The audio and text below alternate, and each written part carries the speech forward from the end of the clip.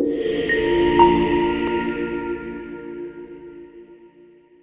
पुरसुकून घास के मैदान में पोमनी नाम का एक हंस मुख खरगोश रहता था, जो कि अपने दोस्तों रची, एक वफादार कुत्ता सिप्स, जोशीली लेडी बेग के साथ रहता था।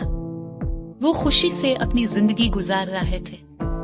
एक दिन पोमनी अपनी पसंदीदा सुर्ख गेंद के साथ पुरजोश तरीके से खेल में मगन था। अचानक इसकी बाल मैदान के किनारे की तरफ बढ़ती हुई तारीक जंगल में पहुंच गई। पोमनी इसका पीछा करने लगा।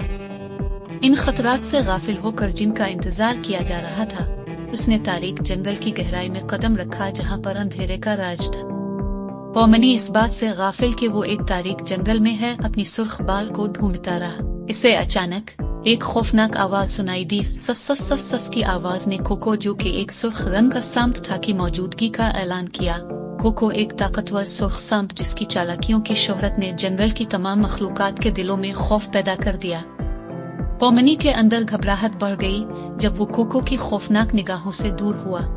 इसका वाहिद सुकून दरख्तों में से चमकती हुई एक पुरसुकून नीली झील का दूर दराज नजारा था। उधर घास के मैदान में पोमनी की गैर मौजूदगी से उसके दोस्तों में तशवीशनाक वसवसे फैल गए।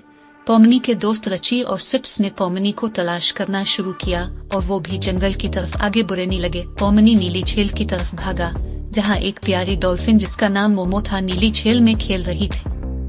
पोमनी ने मोमो से मदद के लिए इल्तिजा की और कहा कि मुझे इस सुर्ख सांप कोको से दूर ले जाए।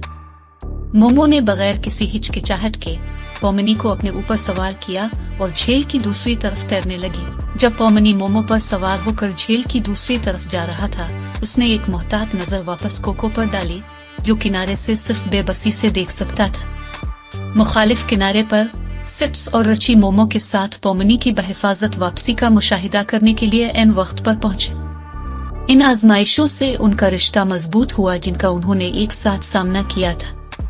सब ने मोमो डॉल्फिन का शुक्रिया अदा किया। पोमनी और उसके दोस्त घास के मैदान की तरफ वापस लौटे। इस दिन के वाकये ने उनके दरमियान एक अटूट दोस्ती कायम कर दी थी।